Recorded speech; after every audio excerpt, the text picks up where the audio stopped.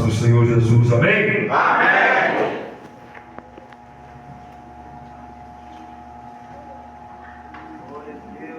Que satisfação por mais uma vez estar aqui convosco nesta oportunidade. Eu acredito que vocês vieram buscar a Deus neste lugar. Aleluia. Glória a Deus. Mas vocês vieram debaixo da promessa, debaixo da presença de Deus. Aleluia. Você não tem que sentir a presença de Deus. Você já veio com a presença de Deus. Meus amados, faz o culto na presença do Senhor, onde nós devemos a Deus toda a nossa gratidão, porque até aqui o Senhor nos tem sustentado. E se não for assim, não conseguiríamos prosseguir.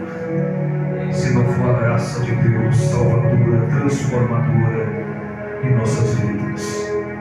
Quero louvar a Deus pelo convite que me foi feito de poder estar com os irmãos nessa oportunidade. Ao convite do nosso irmão presbítero Elber, Deus abençoe ele e sua família, a missionária Maria, juntamente com a família. Deus abençoe o pastor Roberto, pela confiança mais uma vez. Deus abençoe o Senhor, em nome de Jesus. Sexta, sábado, domingo, eu vou estar ali no pastor Carlos, mas a campanha lá no filósofo. Vai ser bênção, viu? Amém, meus irmãos?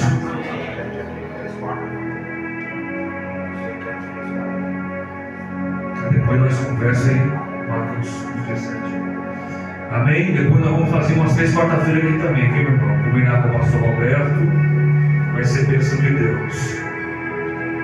Quem ama a palavra do Senhor? Amém?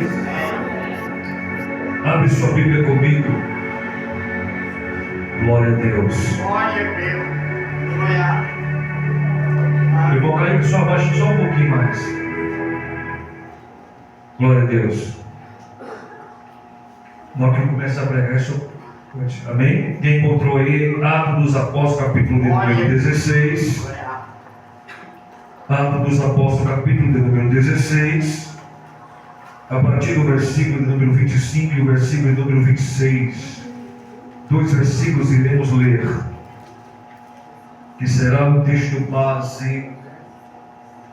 Atos dos Apóstolos, capítulo de número 16, versículo número 25 e versículo número 26.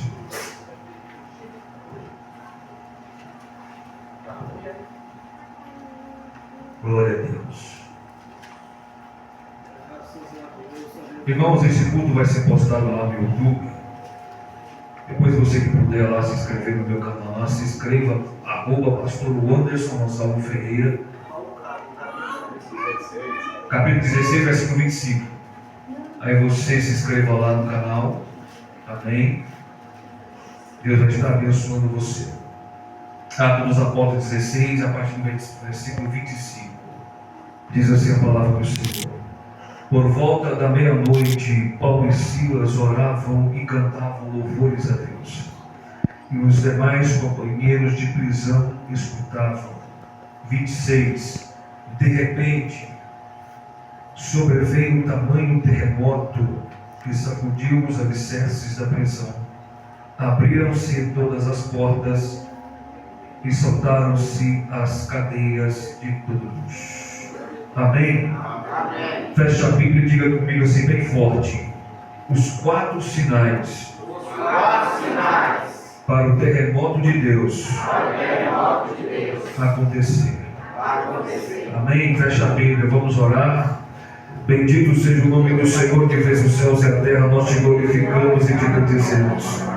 Enaltecemos o nome santo do Senhor que fez os céus e a terra. Mais uma vez eu quero te glorificar pela oportunidade de pregar o Evangelho do meu Senhor Jesus. Essa dádiva, Senhor, meu Deus querido, meu Deus amado, que é pregar a sua palavra.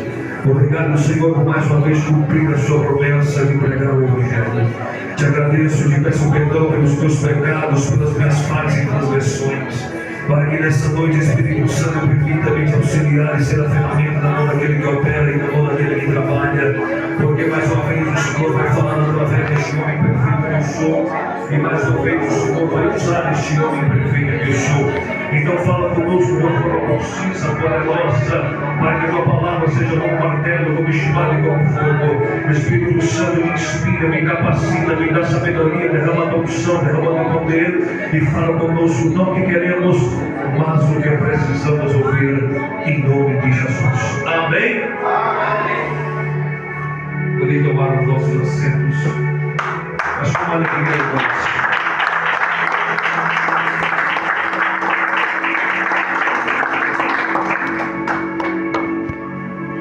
Aleluia. A hora que eu estava meditando nesse texto em casa hoje, extraindo algumas lições que vão ser muito importantes para nós desse texto, eu fiquei lembrando-me de que tudo que aconteceu na minha vida foi tudo para a glória de Deus. No primeiro dia que eu levantei minha mão e reconheci o Senhor como o Salvador da minha vida, foi para a glória de Deus. Os momentos que eu agonizei por 3 dias na UTI, foi para a glória de Deus. Nada na vida daquele que serve o Senhor acontece por acaso. Tudo acontece para a glória de Deus. Jesus, olhando para aquele cego de nascença, de João capítulo 9, vai dizer que ele nasceu cego foi para que a obra de Deus se manifestasse, e ao manifestar a obra de Deus na vida daquele homem seria para a glória de Deus. Então, coloca algo na sua cabeça, na sua mente, no seu cérebro, armazena na sua memória. Tudo que acontece na sua vida é para a glória de Deus. Exceção do pecado. O pecado não é para a glória de Deus, viu? Mas o resto tudo é para a glória de Deus. Pecado, aleluia, fere a santidade do Eterno. E quando eu estava analisando esse texto, com esse pensamento na minha mente, porque o pregador, quando ele vai preparar o sermão, ele viaja no texto e tenta não impor, mas extrair o que o texto propriamente está dizendo. Nós chamamos a teologia de exegese, extrair do texto o seu significado. Agora perceba, quando eu estava analisando essa história, narrada pelo nosso irmão, servo do Senhor Jesus Cristo, um médico que também era um grande investigador, detetive, historiador, nós entendemos que Lucas vai narrar muito bem, porque Lucas vai participar do contexto que nós lemos. Quando você percebe, a partir do versículo de número 1, capítulo 16 do próprio livro de Atos dos Apóstolos, você não vê alguns personagens sendo citados. Vai ser citado Timóteo, vai ser citado Lídia, vai ser citado o apóstolo Paulo propriamente dito, e Lucas vai ser o narrador da história, mas também está envolvido. E quando nós percebemos que ele está envolvido na história, nós vamos encontrar, a partir do versículo 6 até o versículo de número 26, 25 e 26, 4 sinais que antecederam o terremoto que nos mandou na Macedônia. Olha para cá, esse terremoto, quando eu falo terremoto de Deus, eu não vou estar tratando de algo destrutivo, de algo que vai trazer destruição. A única coisa que eu vou destacar, quando eu falo de terremoto de Deus, eu vou destacar que quando Deus manda terremoto é para trazer libertação. Que quando Deus manda terremoto é para operar milagre. Que quando Deus manda terremoto é para que o seu nome seja glorificado. Analisando este contexto, então fica com isso na mente, de que terremoto aqui não é para causar destruição. Partindo desse pressuposto, nós vamos entender aqui 4 sinais. O primeiro sinal está no capítulo 16, versículo 6 até o versículo de número 10. Encontro um sinal aqui interessante neste versículo. E qual é o primeiro sinal pregador?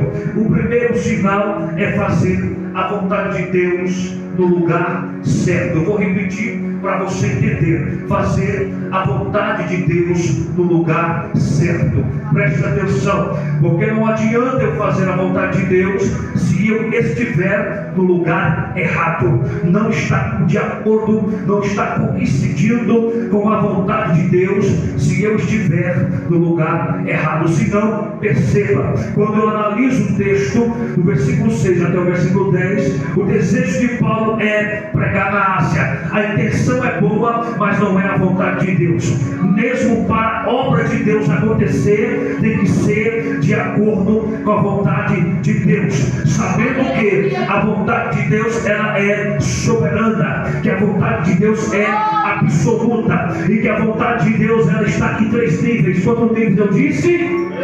Quantos níveis eu disse? A vontade de Deus ela é boa, perfeita e agradável. O culto para ser um culto racional é um culto que é sacro e santo. O culto para ser um culto racional é um culto que tem que ter adoração, o louvor, palavra ligada e intrínseca no culto. Mas só que para se manifestar a vontade de Deus nesse culto é um culto racional. O culto racional não é um culto que está em silêncio. O culto racional é um culto que não tem glória a Deus, que não tem aleluia. O culto racional é um culto que tem ligado a ele santidade, glória a Deus, e aleluia, línguas estranhas, movendo o Espírito Santo, movendo a pregação da palavra, sendo manifestado esse culto racional. Aí manifesta a vontade de Deus, boa, perfeita e agradável. Agora preste atenção, sendo esta vontade boa, perfeita e agradável, até para se fazer a obra de Deus, tem que ser de acordo com a vontade de Deus. Por exemplo, se for para um ponto de pregação em tal bairro, se não for da vontade de Deus, não vai dar certo. Se eu for pedir a Deus para que Deus me abra uma porta em tal empresa, se não for da vontade de Deus, não vai dar. Tudo na nossa vida tem que estar ligada à vontade soberana do Altíssimo. Por quê? Porque tudo que eu fizer na minha vida, se não for da vontade de Deus, não vai dar certo para o crente. Porque Deus sabe o que é uma das características da inteligência humana, é a capacidade de decidir o que é certo. Se eu decidir o que é certo, é porque está de acordo com a vontade de Deus. Aprenda, não dá murro em ponta de faca, não bate com a face com o muro. Por quê? Porque se não tiver de acordo com a vontade de Deus, não prospera. Se não tiver de acordo com a vontade de Deus, não acontece. Se não tiver de acordo com a vontade de Deus, vai continuar frustrado a si mesmo, porque ainda não entendeu que a vontade de Deus permanece bem imperativa na vida do crente. Até que Paulo disse, eu imagino Paulo olhando para Lucas e disse: Lucas, meu filho, eu estou sentindo, eu quero pregar na Ásia. Aí imagina Paulo deitando naquela noite, Paulo deitando com aquele desejo, com seu coração pesaroso em pregar na Ásia. De repente o Espírito Santo aparece para Paulo e diz sim, e aparece na visão do varão, dizendo para Paulo, e na visão: atravessa a Macedônia e ajuda-nos. Olha para cá. Paulo entendeu que a vontade de Deus era levar a palavra na Europa e não na Ásia. Europa, aqui Filipos, Macedônia, é as terras que hoje é o continente europeu. A primeira vez que a palavra chegou no continente europeu foi através do apóstolo Paulo. Por quê? Porque foi da vontade de Deus. Agora preste atenção para você entender. Quando eles atentam à vontade de Deus e chegam na Macedônia para pregar a palavra, o Evangelho do Senhor, eles vão entender que ali na Macedônia eles começam a pregar na beira dos rios. E na beira do rio, as mulheres estão ali na beira do rio lavando as suas roupas, não é? Lavando as suas roupas. E Paulo, Timóteo e Lucas começam a pregar o Evangelho. Quando eles começam a pregar o Evangelho debaixo da vontade de Deus, ele vai ganhar logo a empresária da cidade, a empresária chamada Lídia.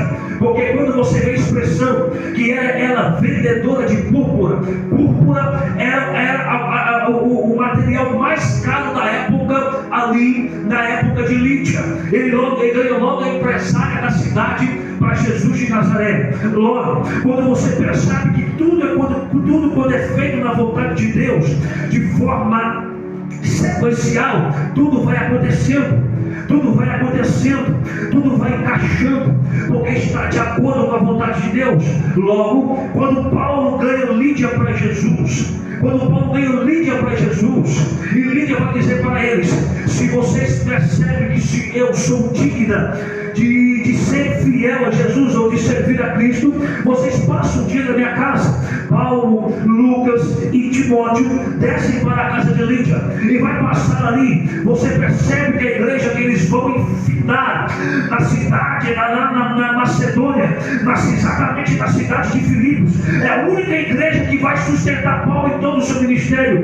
A carta é a igreja que vai ser a igreja da alegria, fundada no seu primeiro membro, aleluia, foi Lídia, juntamente com a sua família. Você percebe que na escrita de Paulo a Filipos, ou a igreja em Filipenses, você percebe que é uma carta alegre, que tem uma carta de expressões como regozija, aleluia. É uma carta que foi escrita nos piores momentos da vida de Paulo, que foi a sua prisão na cidade de Roma. Agora perceba, Paulo acata a vontade de Deus. E quando eu acato a vontade de Deus, não é a bênção que vai correr atrás, não é eu que vou correr atrás da bênção, mas é a bênção que vai correr atrás de mim. Podemos, o pastor Roberto aqui pode levantar 15 dias de campanha com o tema quebra da maldição, porque maldição não é o diabo que tem poder de amaldiçoar a crente. A maldição vem quando eu não estou de acordo com a vontade de Deus e desobedeço. Então, partindo desse pressuposto que a maldição é Deus, não é o diabo. Então, como é que você vai fazer campanha de quebra da maldição se tu não obedece? Como é que tu vai fazer campanha de quebra da maldição se tu não anda segundo a vontade de Deus? Não se tirou isso, pregador, é só você meditar na Bíblia. A maldição já foi quebrada na cruz do Calvário, foi quebrada 7 maldições.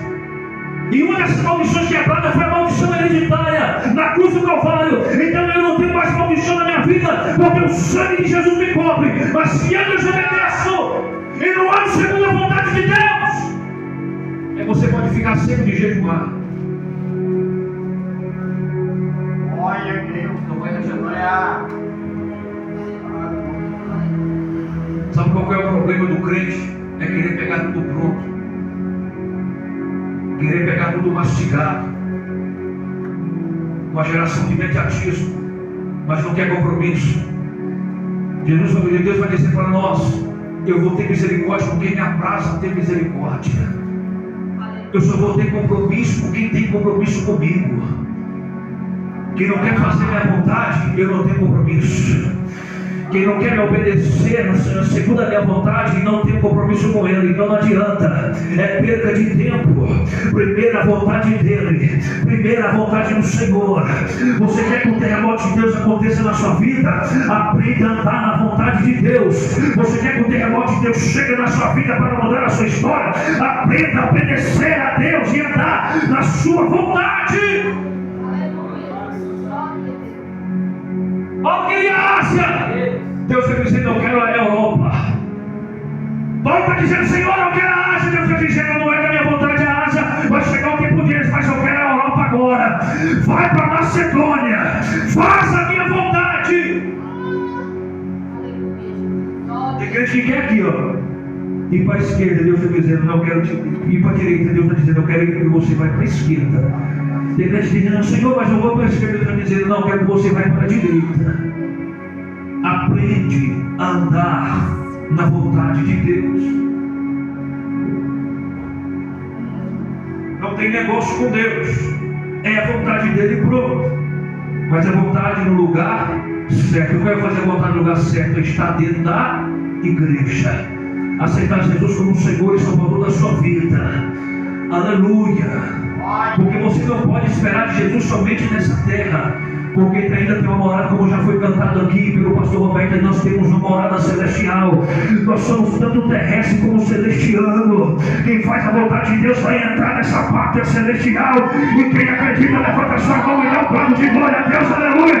Então se prepara, porque eu acredito que você vai viver esses 4 sinais da sua vida. Então aprenda a fazer a vontade daquele que é soberano.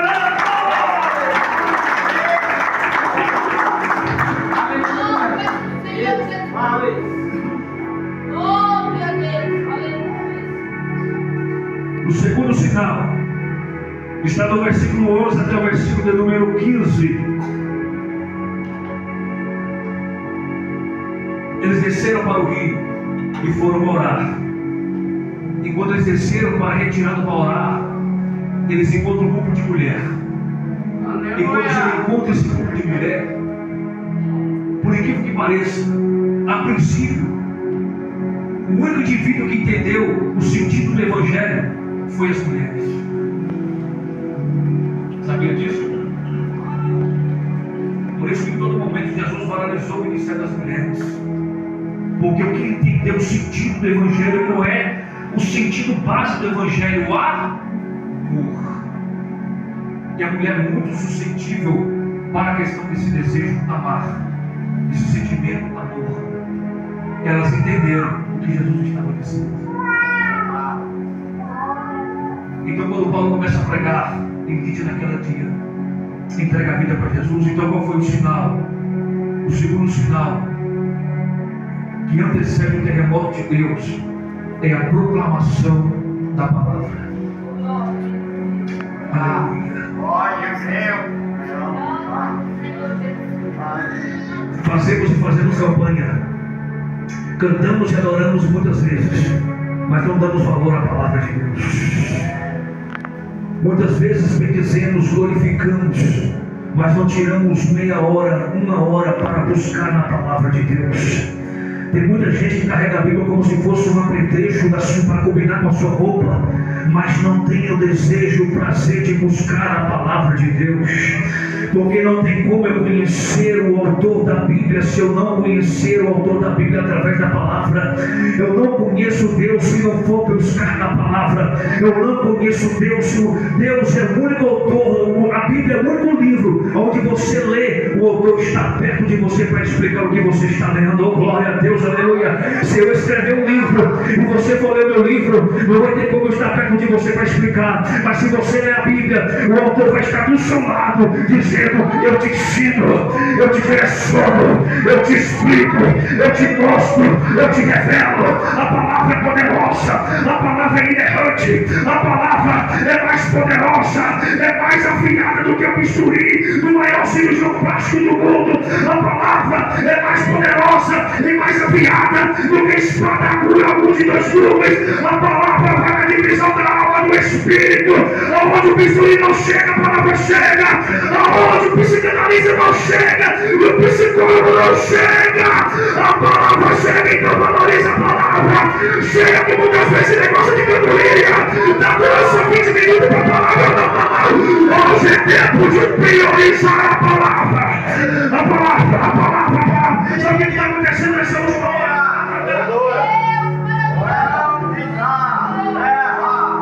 Pastor Roberto, olha para cá, meu filho. Tem gente que não tem coragem de chegar até o Senhor de me dar bigode com bigode e pega o microfone para tentar alfinetar o irmão.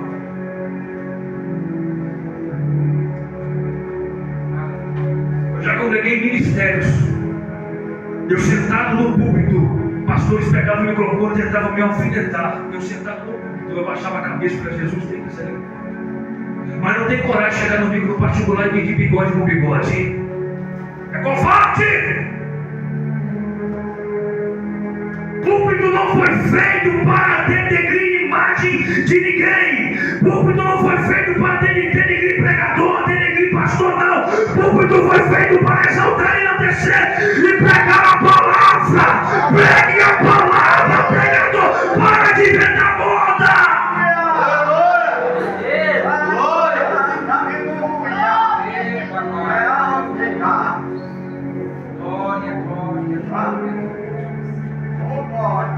Não, quer viver sobrenatural, mas não tem palavra.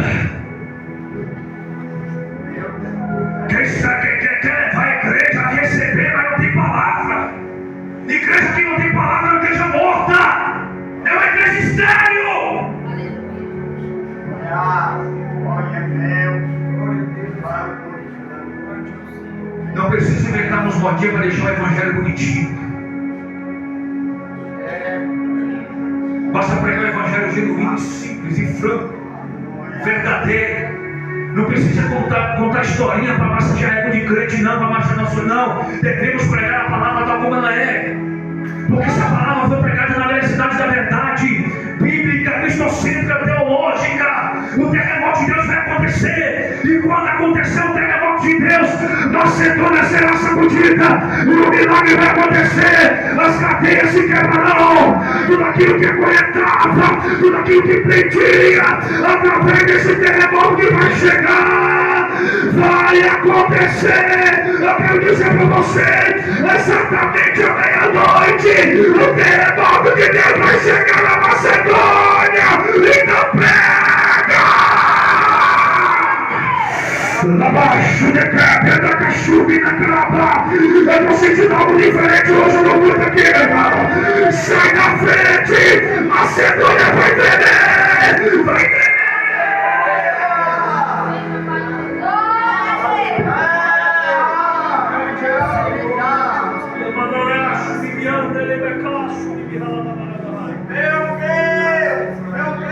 Quem está preparado para isso acontecer na sua vida? Quem está preparado? Olha para cá. Olha para cá, os irmãos. Não distraia. Quando eu estava analisando esse texto, todo o capítulo,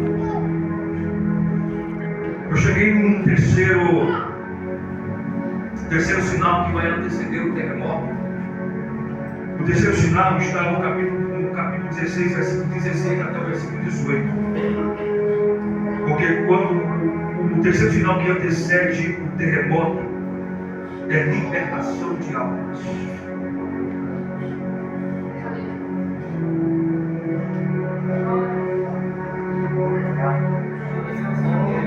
Havia uma jovem. A Bíblia não fala a idade dela, nem os historiadores falam a idade dela, mas a Bíblia vai deixar bem claro que é uma jovem. Essa jovem tinha uma espécie de um espírito pitônico. Que é um espírito pitônico? Um espírito com características de cobra. E havia templos e altares adorando esse Deus cobra, ou essa entidade em formato de cobra. E essa jovem estava possuída por esse espírito. E qual é a característica desse espírito? A arte de adivinhação. E vocês não acham que esse espírito está dentro da igreja?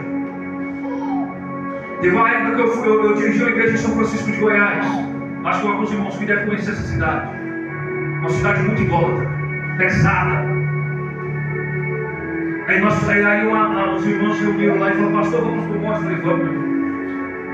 Primeiro dia do monte, levantou um homem lá e começou a falar em línguas, marchava no monte, lá era um monte de pedra, marchava no monte em línguas, marchava no monte, botava a mão na cabeça dos irmãos, entregava a profecia. Na hora que ele chegava para botar na minha cabeça, ele tirava e dava um grito, ia para os outros irmãos e profetizava. Eu fiquei analisando ele durante 2 dias. No segundo dia de campanha sobre o monte, ele veio de novo e falava em línguas e entregava a profecia. Quando chegava perto de mim, ele não conseguia aproximá-lo e eu nem colocava a mão. Aí eu falei: irmãos, para.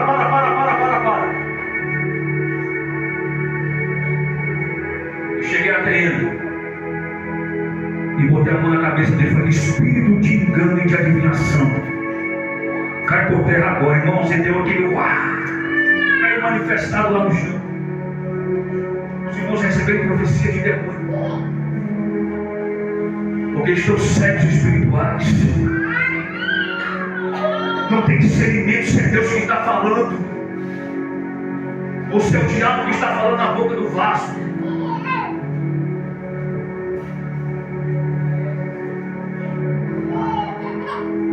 Esse espírito tem atuado dentro das igrejas. Pessoas que levam a vida do jeito que quer.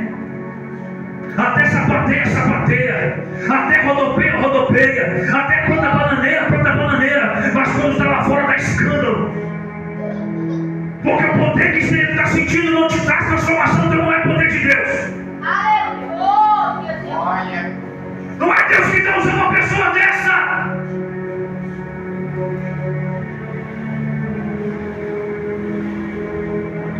Não brinca com Satanás. Não leva uma vida sem ser de acordo com a vontade de Deus, que senão o diabo pega. Olha pra cá. Você acha que Paulo já vem chegando e botando a mão na cabeça dela e expulsando? Paulo ficou analisando ela por alguns dias. E toda vez que Paulo, Lucas e Timóteo passavam na feira e ela estava lá, ela dizia: eis aí, esses aí são servos do Deus Altíssimo. E anuncia a palavra. Essa aqui ela não estava adivinhando, ela estava falando a verdade, o Espírito na boca dela. Realmente Paulo e Silas e Lucas e Timóteo realmente eram servos de Deus. E realmente estavam indo para pregar a palavra de salvação. Só que um dia o Paulo chega e diz: olha, chega até ela e diz: o espírito de abreviação, sai dela.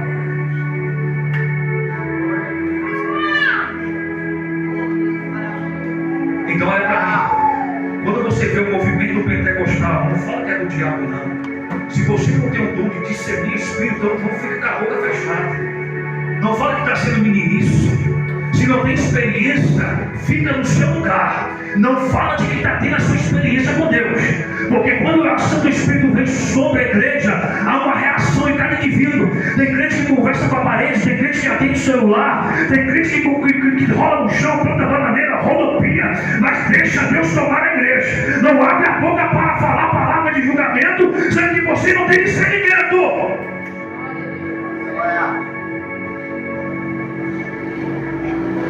Quando o espírito foi expulso da vida daquela jovem, havia 13 senhores que eram dono dessa menina.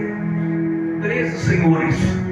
Ela todinha sustentava esses 13 senhores com as suas adivinhações. Eu imagino quando Paulo expulsou o demônio. Aí chegou o seu senhor e disse: olha, vai lá praticar a adivinhação. E ela tentava adivinhar, mas mais nada acontecia. Depois da família de Lídia, foi o segundo membro da igreja, uma ex-endemoniada que praticava a arte de adivinhação. Mas imagina que depois que Paulo para aquela menina, o Espírito Santo encheu a vida dela.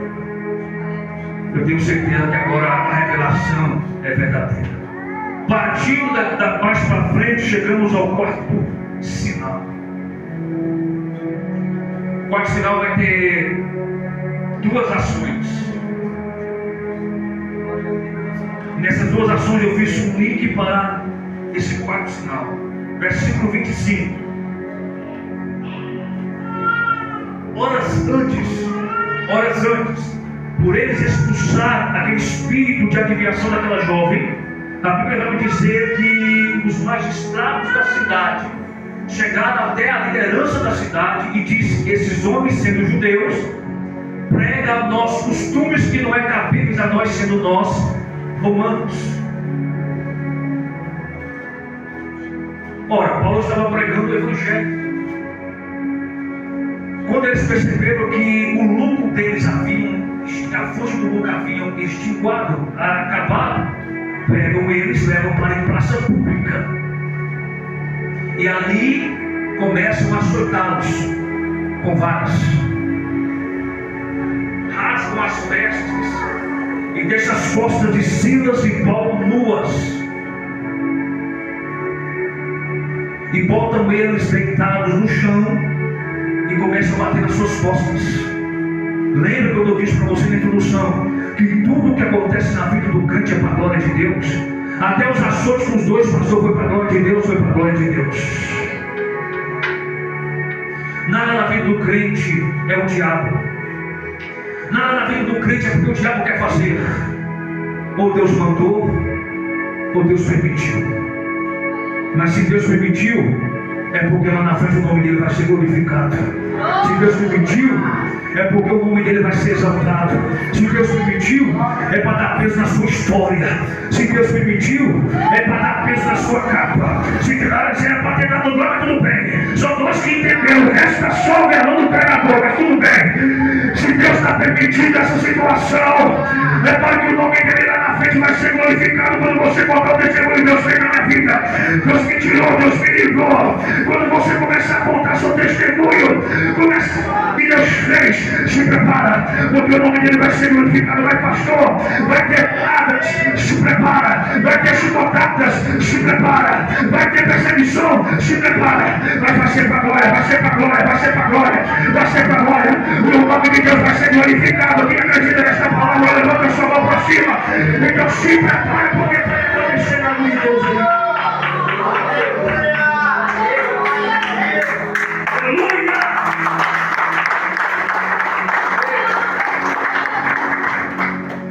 Aí o quarto sinal acontece. Pegam eles com vergões, porque foram 40 varadas. Segundo a lei romana, sempre é ou vara ou chicote, tem que ser 40. Depois de 40 varadas, eles vão e prendam eles dentro da cadeia.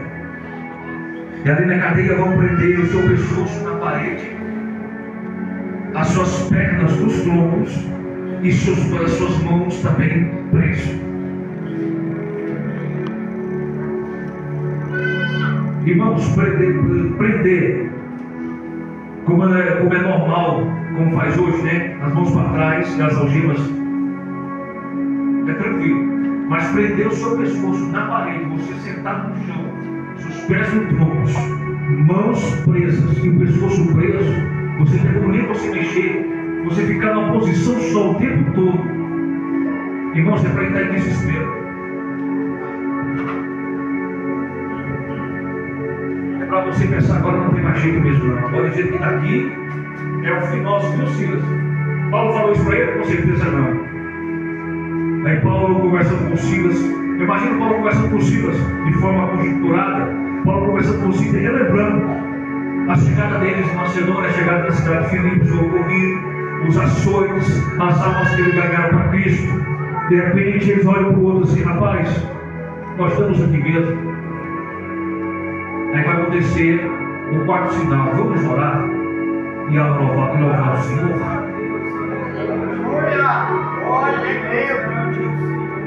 Vou falar um negócio para você aqui.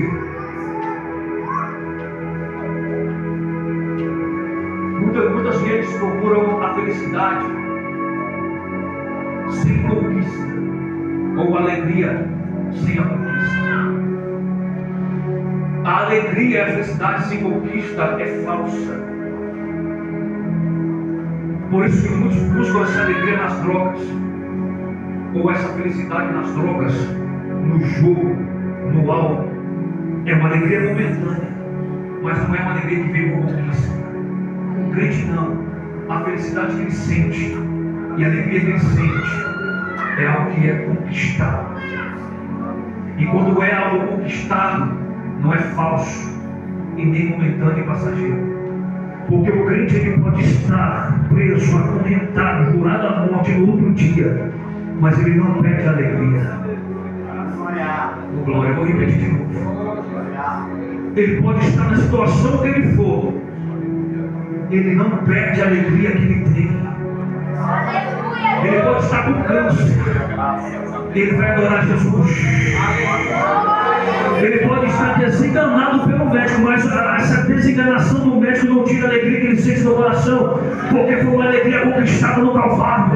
Não foi uma alegria que a droga está fornecendo, não foi uma alegria que a bebida está fornecendo, não foi uma alegria que as cartas de baralho forneceu. É uma alegria que vem pelo sangue, é uma alegria que vem por acreditar no sacrifício do Calvário. Era para você que está no glória, mas tudo bem. A nossa alegria é conquistada no Calvário. Quem acredita nesta palavra e não adora, quem alegria, quem está aqui na presença de Jesus agora. Eu vou deixar por um minuto a igreja adorar. Eu vou deixar por um minuto a igreja glorificar lá na boca, lá na boca, pelo amor de Deus, vai deixar a boca para a glória. Só quem é alegre.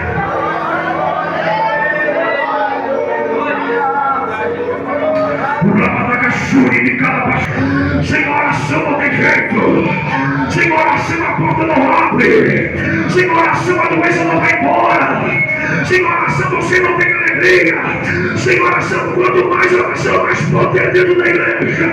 Quanto menos oração, menos poder. Cadê o povo da oração? Cadê você na oração? Cadê você no louvor?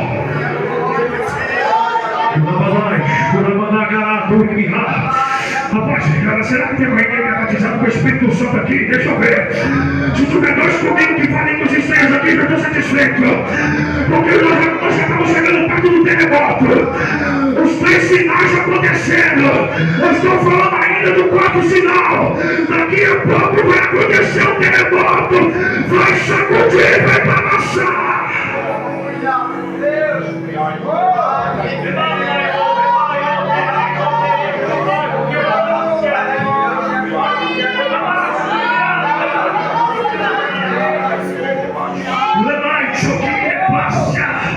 A Bíblia vai dizer: e tendo eles orado e cantado um louvor.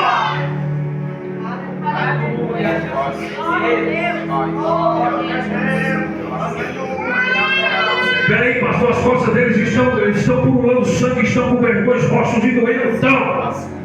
Mas não é motivo de parar para cantar. Olha para mim, a mulher samaritana chegou até Jesus, mas os nossos pais dizem que nós devemos adorar o Senhor no Monte Gerizim. E vocês, judeus, a mulher samaritana falando, nossos pais dizem que nós devemos adorar no Monte Gerizim. Ou Gerizim. Mas vocês, judeus, dizem que nós devemos adorar no templo. Aí Jesus disse: olha, deixa eu dizer uma coisa para você, está enganado, viu? Vai chegar uma hora, e a hora é. Se você não decora que não é no Monte Gerizim e nem no templo, vai chegar a hora porque o Deus é Espírito, e importa os que o adoram em espírito e em verdade. Não é no monte, não é no templo, é onde cresce a alma, é dentro da cadeia. Adora, é no leito do hospital. Adora, é dentro do trabalho, adora, é lavando vazia, adora, é dirigindo no trânsito, adora, adora que é adorador, adora independente da circunstância, adora aquele que tem o ministério de adoração, ele ora, ele adora, ele olha para Jerusalém, o cativeiro está vindo, ele olha para cima e diz: ainda que a figueira não floresça, que o produto da oliveira minta, que não haja vaca nos ruais, e que não haja mantimento nos campos, eu todavia, eu adoro, eu glorifico, eu me alegro, eu me alegro. Pelo amor de Deus, abre a boca, abre a boca.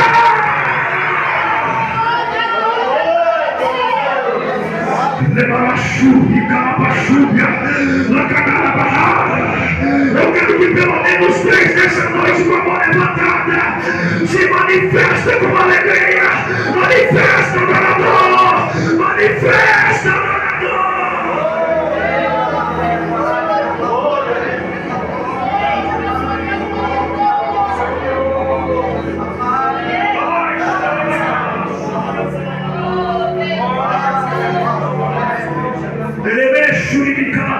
Olha para mim. Daqui eu parto para a conclusão. Depois de fazer a vontade de Deus no lugar certo, de proclamar a palavra, libertação de almas, oração e louvor, terminada a sequência desses 4 sinais, meia-noite. Aí tem gente que pensa que meia-noite é do diabo, né? Porque tem que te passar na frente do ministério à meia-noite e eles querem ser crente e faz sinal da cruz.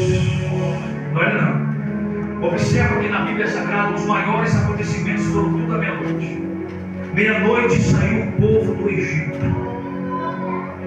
Meia-noite meia-noite Gideão com os seus 300 vence a batalha contra os medianitas.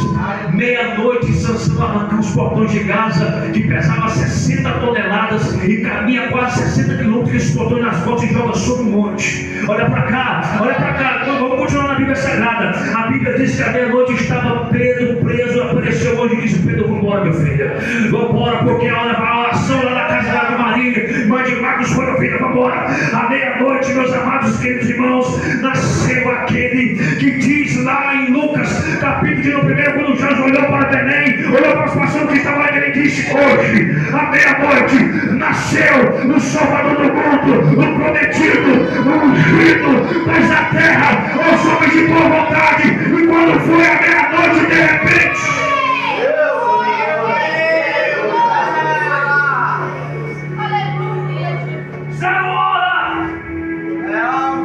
olha para mim, impossível acontecer terremoto na Macedônia, porque a Macedônia está sobre uma placa tectônica. É impossível acontecer terremoto sobre uma placa única tectônica. Para acontecer terremoto, tem que ser um choque de duas placas tectônicas, ou quando se afastam, ou quando chocam uma na outra.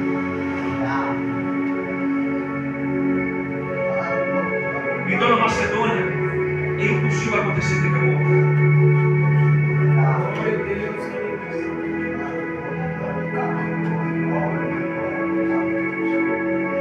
Mas tem cidades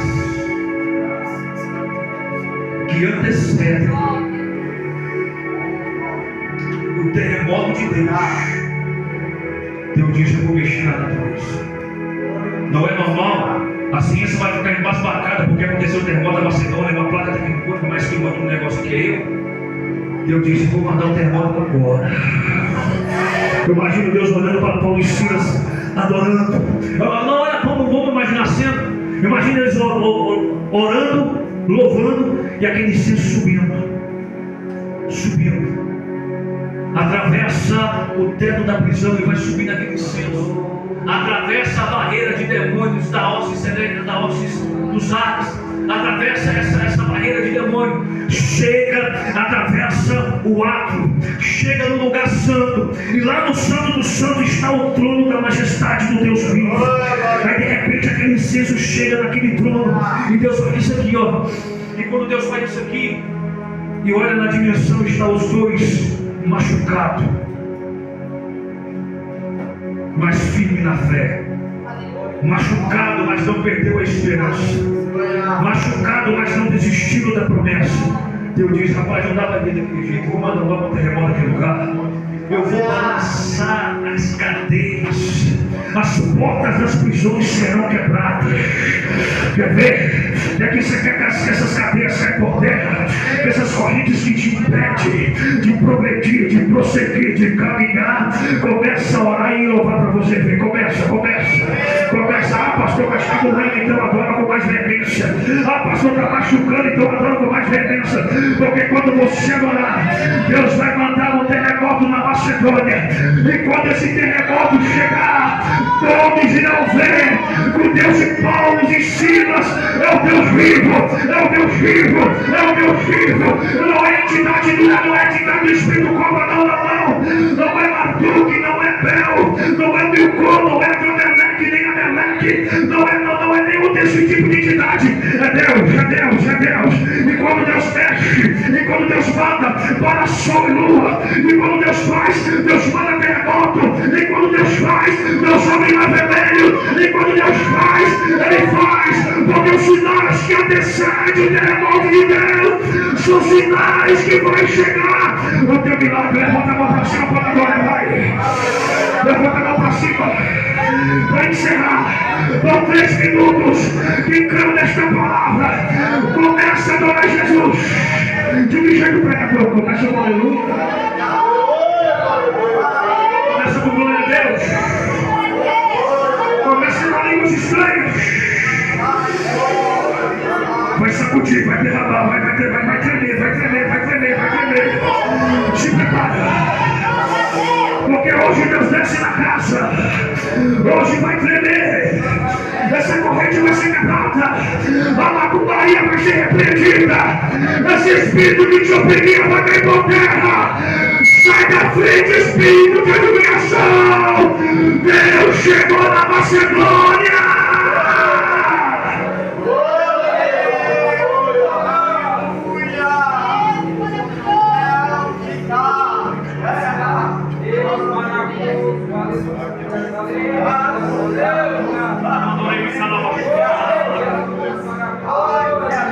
O Lamarama Surimi Candeira Crente de boca fechada não vai ter terremoto, não vai de jeito nenhum. Só tem terremoto quando tem adoração, tem louvor, tem glória a Deus, tem aleluia. Eu não sei qual cadeia que está te prendendo na sua existência. O terremoto de Deus vai chegar lá. E quando chegar vai trazer salvação, libertação, vai trazer milagre. E o nome de Deus vai ser glorificado na Europa.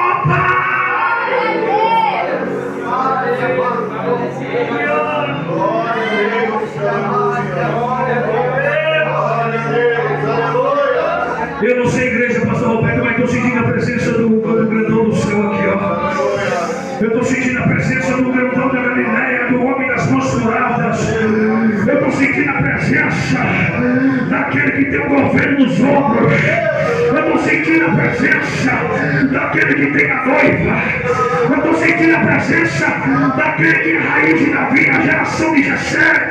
Eu estou sentindo a presença do ungido de Deus. Eu estou sentindo a presença do pão da vida, da água viva, da fonte eterna. Quem está sentindo a presença dele aí? Quem está sentindo? Adora Jesus, adora Jesus, adora Jesus, adora Jesus, adora Jesus. Diga para o seu irmão se Macedônia vai tremer hoje. Diga para o seu irmão, Macedônia vai tremer hoje. Porque os planos finais já estão acontecendo. Aleluia. Essa igreja faz a vontade de Deus. Vai. Essa igreja proclama a palavra, proclama. Essa igreja tem libertação de alma, tem. Essa igreja tem oração, tem. Essa igreja tem louvor, tem. Então não falta sinal nenhum para acontecer o terremoto. Só tem uma coisa: a sua fé. A sua fé. Aleluia. Concluindo. E aqui eu encerro. A conclusão: viva esses 4 sinais na tua vida, para que o terremoto de Deus possa acontecer. Viva a vontade de Deus no lugar certo. Viva proclamando a palavra. Viva libertando vidas através do poder de Deus na sua vida. E viva na oração e no louvor na presença de Deus. Quem pode aplaudir a Jesus na sua